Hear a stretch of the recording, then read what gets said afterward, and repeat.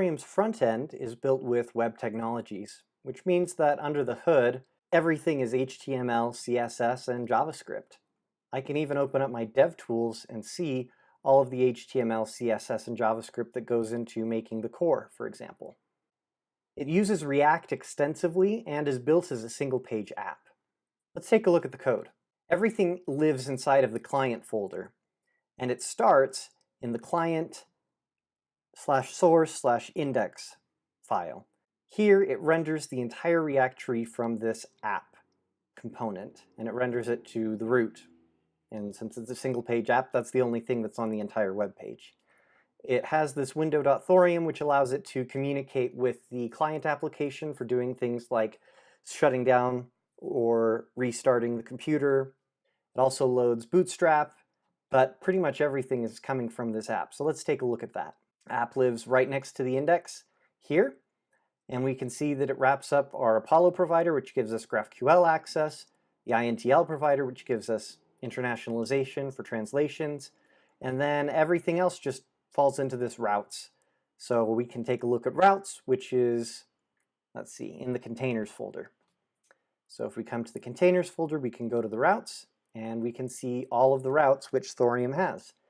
Got a test card, and then we have this router, which takes whatever the path is of the web browser and renders a different thing based on what the path is.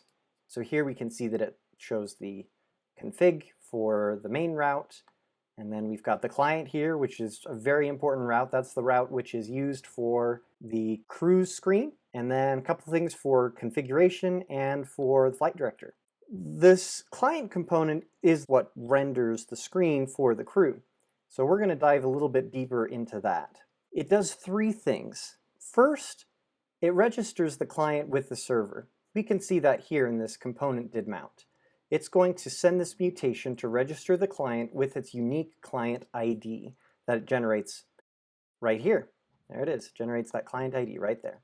The second thing that it does is it's going to disconnect the client on this on before unload. So when you close the web browser, it removes the client so that it's no longer available to Thorium. And then finally, it's going to query and subscribe to data about itself using that client ID.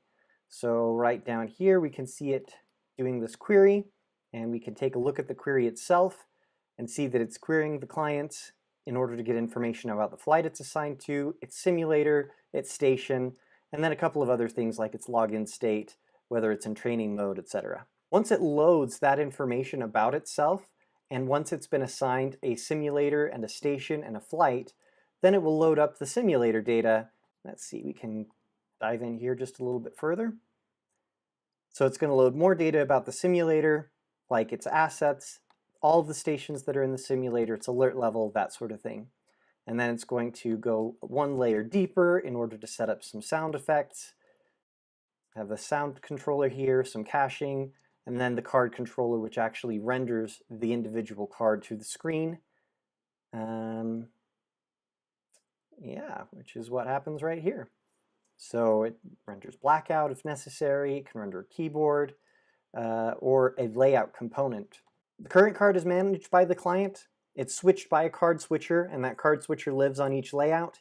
Each individual card handles getting its own data, so we can take a look at that really quick for the phaser screen, for example. All of the cards live in the components folder under views. Phaser charging, I can go to this index. You can see there's a subscription for getting updates to the phasers. Down here, there's a query, gets the same data.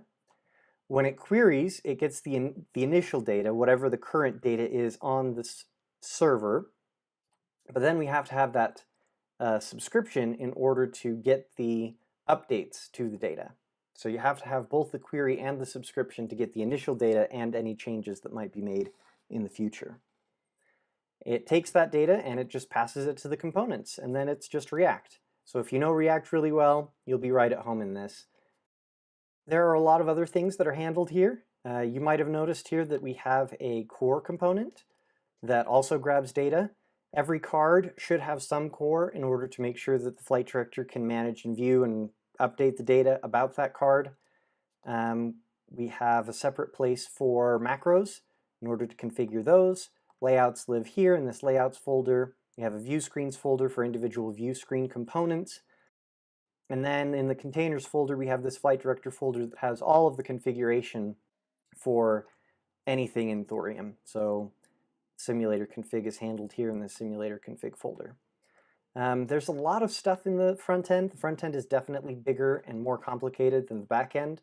But since everything links together because it's just React components, it's pretty easy to find where something is and how to update it. That's all for the front end. Check out the next video for installing Visual Studio Code, which is the editor which I'm using.